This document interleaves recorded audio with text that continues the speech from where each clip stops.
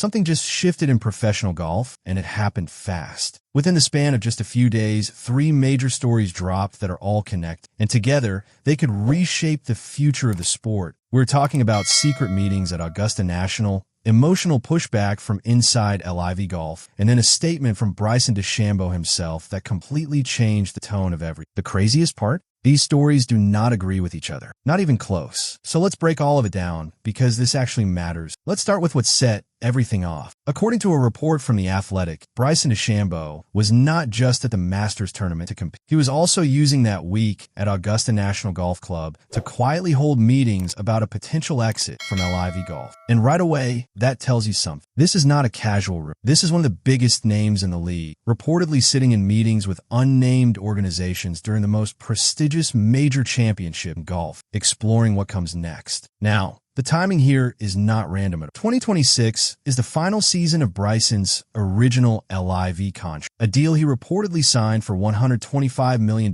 when the league launched in 2022. This is exactly the window when these conversations would start happening if something bigger was played. And what makes this even more significant is what happened just a few months earlier. The PGA Tour created a returning member program, the same pathway that allowed Brooks Koepka to come back. Bryson had that opportunity. So did Jon Rahm and Cameron Smith. All 3 of them qualified under the new rules, which were restricted to players who had been away for at least 2 years and had won a major tournament or the Players' Championship between 2022 and 2025. And all 3 of them said no. That decision makes what happened at Augusta all the more striking. Passing on a clear pathway back just months ago and now reportedly sitting in exit meetings, that is a real shift. And then you layer in the financial context around LIV Golf itself, and the picture gets even more complex. Reports began circulating that Saudi Arabia's public investment, the financial engine behind LIV, may be preparing to pull back its support. Nothing has been officially confirmed, but the noise has been getting louder. LIV Golf CEO Scott O'Neill publicly said the league is funded through the 2026 season and that it is not folded. But it is worth noting what he did not say. He did not address what lies beyond 2026. And when you place that silence next to Bryson holding meetings at Augusta,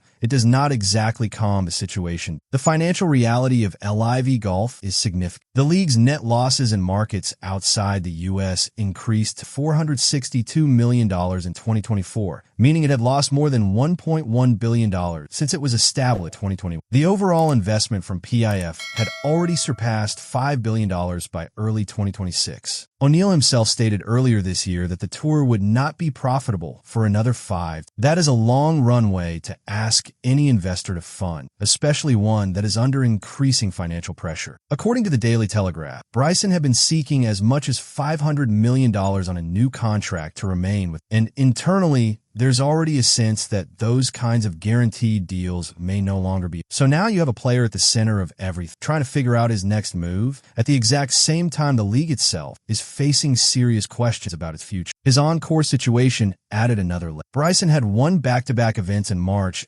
LIV Golf Singapore and LIV Golf South Africa, both in playoff. He has 5 individual LIV titles and is a 2-time U.S. Open champion. But at LIV Golf Mexico City at Club de Golf Chapultepec, he looked completely out of rhythm. He complained about course conditions during the first round, then withdrew after 2 rounds with a wrist injury, sitting 16 shots off the lead. That kind of performance from a player of his caliber only added fuel to questions about where his head was. While the report about Bryson was spreading, not everyone inside LIV was staying quiet. Ian Poulter and Lee Westwood both jumped on social media to push back, and the way they did it said a lot. Westwood called it just another week of nonsense stories. Poulter said it was staggering how much nonsense comes out daily and called it disappointing. That is not a subtle, measured denial. That is real frustration, and it is the kind of reaction that makes you pay closer attention, not less. At the same time, the PGA Tour's position was becoming clearer. PGA Tour CEO Brian Rolapp appeared on the Pat McAfee show and was asked directly about LIV players potentially returning. "Listen, we're reading all the same headlines you're reading," Rolapp said. "We don't know what's going on over there. We know those guys are under contract. We'll respect that." He explained how Brooks Koepka's return actually happened. Brooks came back onto the tour because he made a phone call and said, "Look, I'm out of my contract. I'm ready to come back. The door is not closed, but it is not not being held openly. The PGA Tour is watching and waiting. Rolapp also made his broader position. I'm interested in whatever makes the PGA Tour better. That's what my job is. That's what I'm interested in doing. That has no limit. That is a statement with real implication. It does not rule anything out, but it also puts the responsibility squarely on the players to make the first, just as Koepka did. And if LIV does fold, the path back is not simple. The returning member program deadline expired February 2nd. Koepka agreed to forfeit any player equity shares for the next 5 years, was not eligible for the $100 million FedEx Cup bonus program 2026, and at the PGA Tour's request agreed to make a $5 million donation to charity. That is the price of reentry. For Rahm, Bryson, there's a lot of moving parts like in any business. It's a startup, right?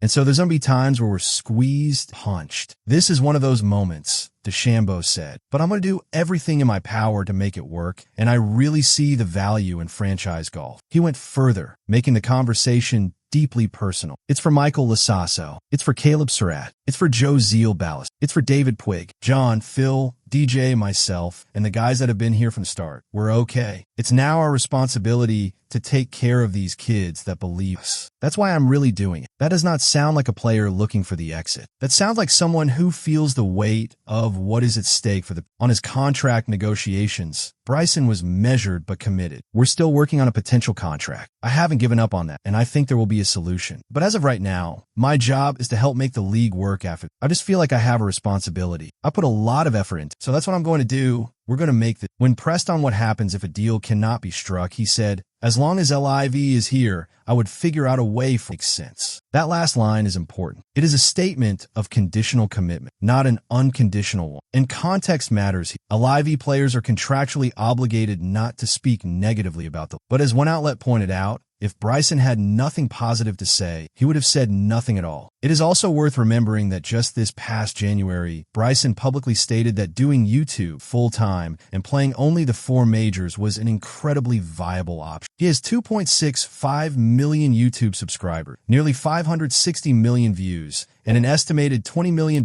annually from sponsors including Reebok, Qualcomm, Google, and Kalsher. The financial independence is real. The options are real. His pivot back toward LIV loyalty after a poor Masters and a frustrating Mexico week represents a decided shift tone. But the underlying situation has not been. When you connect all 3 stories, what emerges is a picture of a situation that is still very much ocean. The report suggests something is shifting behind the scenes. The pushback from Poulter and Westwood suggests emotions inside LIV are running high. And Bryson's own comments suggest he is not ready to walk away. But the door is not fully closed. PF's broader financial picture provides critical context. Saudi Arabia recorded a major budget deficit of $73 billion last, driven by increased spending, lower oil revenue. The disruption caused by the Iran war has further impacted the kingdom's oil exportation. And with the 2034 World Cup ahead, requiring construction of up to 15 new stadiums, the prioritization of resources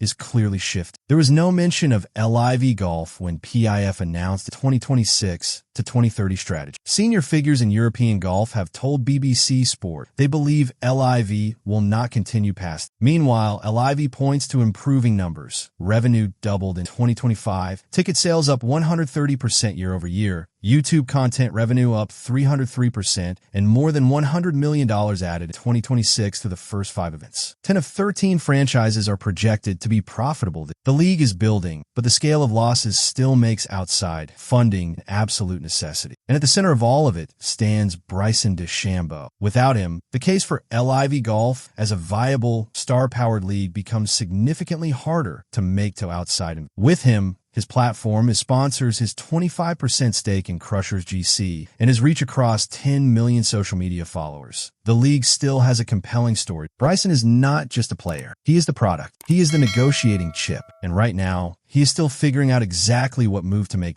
This is a decisive moment, not just for Bryson DeChambeau, but for the future of professional golf itself.